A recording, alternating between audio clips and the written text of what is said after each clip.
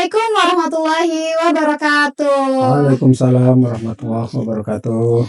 Halo sobat podcast Aftaika Progresif. Buka pikiran, buka hati, meraih ridho ilahi. Bersama saya Fitria Maratullah Hidayah. Oke, pada podcast kali ini kita kedatangan narasumber yang luar biasa. Tentunya saja mungkin tidak asing lagi bagi teman-teman semuanya.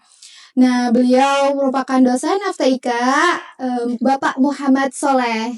Oke. Bagaimana kabarnya Bapak? Alhamdulillah baik. Mbaknya baik? Alhamdulillah saya juga baik Pak. Baik teman-teman semuanya. Pada kali ini kita akan membahas beberapa hal tentu saja yang insya Allah bermanfaat buat kita semuanya. Pada kali ini kita bahas mengenai 3 kunci sukses dalam menjalankan amaliyah Ramadan. Begitu. Nah, di sini kita akan kulik lebih dalam, lebih detail bersama beliau. Semoga nanti bisa bermanfaat buat kita semua. Silahkan bisa disimak dengan baik. Semoga bisa didengarkan. Oke, silahkan Pak. Oke, Assalamualaikum warahmatullahi wabarakatuh. Waalaikumsalam. Sobat FTIK yang dirahmati Allah Subhanahu wa Ta'ala. Oke, kita sudah memasuki bulan Ramadan tahun 1446 Hijriah. Salah satu hal yang kita laksanakan di dalam bulan Ramadan adalah kita harus mampu meningkatkan amaliyah kita di bulan Ramadan ini. Baik itu secara kuantitas maupun secara kualitas. Maka dari itu pada kesempatan kali ini kami akan sedikit membahas terkait tentang bagaimana kiat-kiat sukses kita di dalam meraih dan melaksanakan amaliyah bulan Ramadan ini. Kami menyingkatnya dengan 3 I. Ya.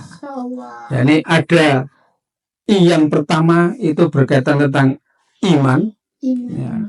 I yang kedua itu adalah ilmu. Dan I yang ketiga adalah ikhlas. Ya, gitu. Ilmu ikhlas. Iman, ilmu dan ikhlas. Nah, ini menjadi kunci yang sangat penting bagi kita di dalam melaksanakan amaliyah bulan Ramadan kita. Ya, yang pertama iman. Sudah jelas bagi kita, Ramadan itu merupakan bulan di mana kita orang-orang beriman itu diuji keimanannya. Nah, maka di dalam ayatnya itu kan jelas, ya ayyuhalladzina amanu kutiba alaikumusiyam. Ya. Allah memanggil orang-orang yang beriman untuk melaksanakan ibadah puasa. Ya. Begitu juga dengan amaliyah-amaliyah yang lain. Ketika kita mempunyai keimanan kepada Allah, maka seberat apapun rasanya kita melaksanakannya, pasti kita akan mampu melaksanakannya. Ya. Karena apa? Dengan keimanan, artinya kita itu akan menyandarkan diri kita, menyandarkan apa yang kita lakukan kepada zat yang paling kuat. Ketika sandaran kita itu adalah zat yang paling kuat, maka kita akan mempunyai kekuatan juga. Nah, kita juga harus yakin dengan sandaran kita. Seperti kita seringkali ketika duduk bersandar di dinding, ya. Kenapa kita yakin tidak roboh? Karena kita itu mempunyai keyakinan dinding itu kuat untuk kita sandari. Nah, iman itu adalah sandaran. Nah, ketika sandaran kita kuat, maka apapun yang kita laksanakan itu akan menimbulkan kekuatan untuk melaksanakannya. Bagaimanapun ujiannya, misalnya puasa. Nah, ujian kita puasa itu apa sih? Haus, dahaga, dan ujian-ujian yang lain. Tapi ketika kita itu iman, maka seberat apapun ujian di dalam melaksanakan ibadah puasa, seberat apapun ujian di dalam membaca tadarus Al-Quran, seberat apapun ujian yang harus kita lalui ketika kita harus melaksanakan sholat tarawih, dengan keimanan akan bisa kita tembus segala rintangan yang ada di depan kita. Nah, maka kunci yang pertama adalah iman. Ya, ini penting. Ya. Kemudian yang kedua, ilmu. Ya. Ilmu menjadi kunci bagi kita di dalam melaksanakan ibadah apapun. Ya. Ketika kita melaksanakan ibadah kok tidak didasarkan kepada ilmu, maka kita tidak akan mengetahui bagaimana kualitas ibadah kita, bagaimana sah atau tidaknya ibadah kita, bagaimana kita itu melaksanakan ibadah itu dengan cara bagaimana. Ya. Nah, maka sebelum kita itu melaksanakan sesuatu, kita harus faham dulu ilmu sesuatu itu. Nah, sebelum kita melaksanakan amaliyah bulan Ramadan, maka kita harus mendasari diri kita, ya, membekali diri kita dengan ilmu-ilmu yang dibutuhkan untuk melaksanakan amaliyah bulan Ramadan. Coba Mbak Fitri bayangkan, ketika ada seorang mahasiswa misalnya mau menulis skripsi, tapi tidak pernah membaca buku panduan skripsi, belum paham metodologi penelitian, kok langsung mau menulis skripsi, pasti tidak akan bisa. Karena apa? Tidak ada ilmu yang dijadikan sebagai bekal untuk menulis skripsi. Nah, begitu juga dengan amaliyah kita di dalam bulan Ramadan.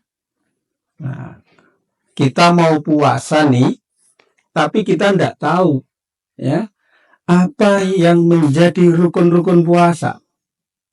Kita mau sholat tarawih, kita tidak tahu bagaimana niatnya, berapa jumlah rakaatnya, maka kita akan bimbang.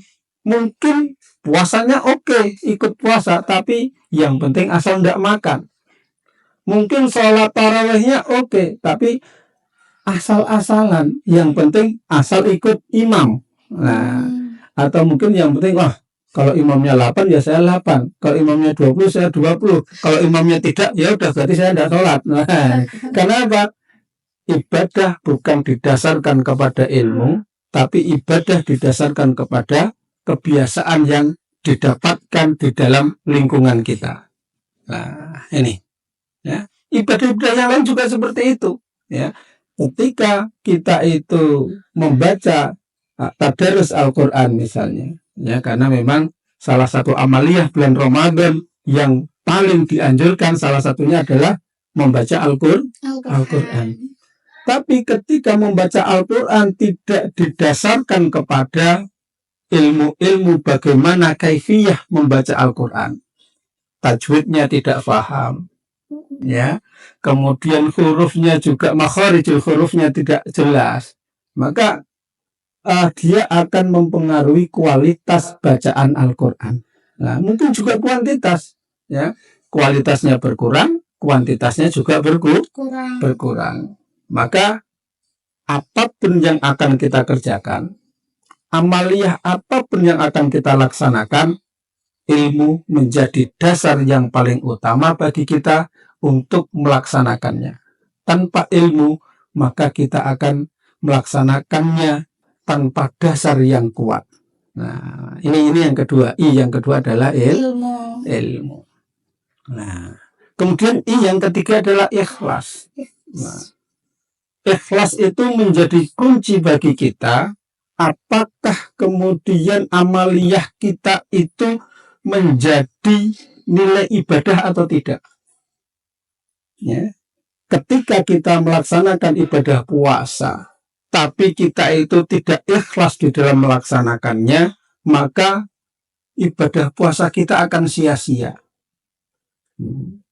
Kita sudah diingatkan oleh Rasulullah SAW, ya, man shoma Ramadan imanan wahtisaban. Nah, wahtisaban di sini kan ada yang memaknai ikhlas, ada yang memaknai juga wahtisaban itu dengan perhitungan. Perhitungan itu berarti dengan tata cara yang jelas, yakni dengan ilmu tadi, ya. Maka ghufira lahu ma taqaddama min dzambih. Ya. Ketika kita itu melaksanakan sebuah amaliyah dengan ilmu, dengan ikhlas, maka kita akan mendapatkan fadilah dari amaliyah kita. Nah, akan tetapi memang ikhlas ini menjadi salah satu konsep yang mudah diucapkan tetapi sulit diamalkan. Kenapa? Karena yang namanya ikhlas itu memang suatu konsep yang kita itu melaksanakan sesuatu itu tanpa pamrih dan hanya mengharap ridhonya Allah. Nah, ketika kita membaca Al-Quran misalnya di bulan Ramadan, kalau tidak menggunakan pengeras suara di masjid saya nggak mau baca. Nah, artinya ini masih ada biar disanjung orang. Nah, padahal puasa sendiri, ya, puasa sendiri itu kan salah satu ibadah yang kemudian mengajarkan kita keikhlasan. Ya.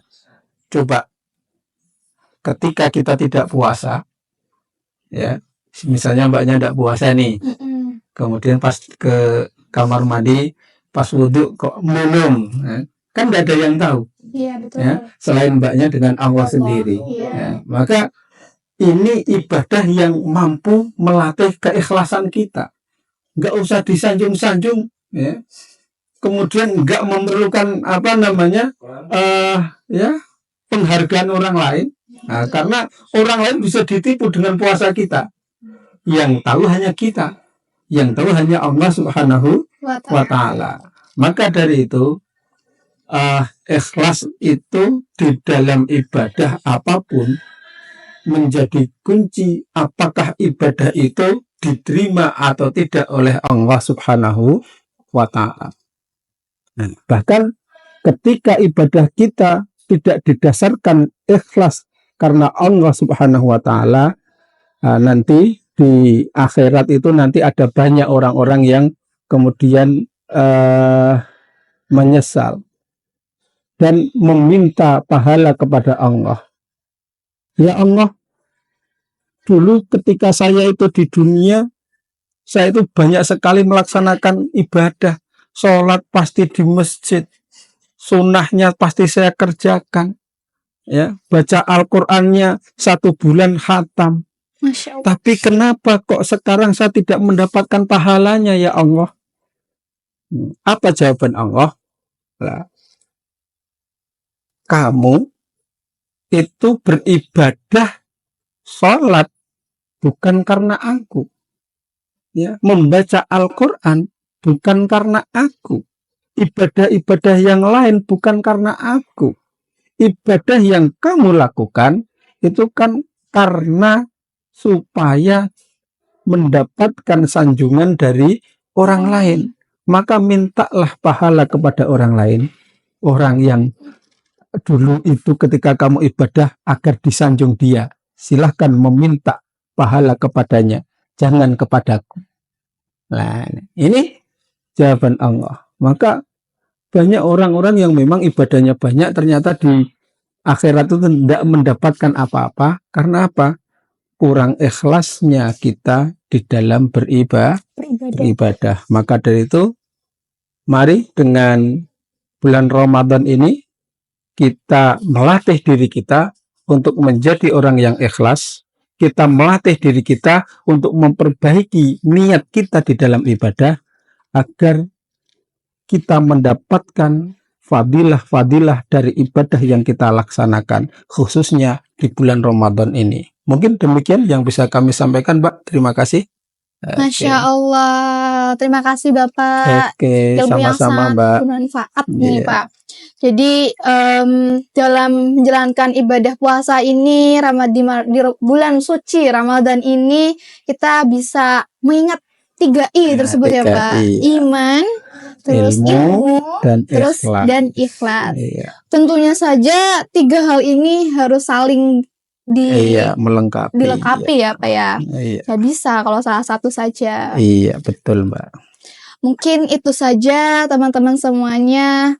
Semoga pada penyampaian hari ini bisa teman-teman Sobat FTIK semuanya laksanakan sebagai bekal dalam menjalankan ibadah puasa. Semoga segala amal ibadah kita diterima sama Allah Subhanahu wa taala.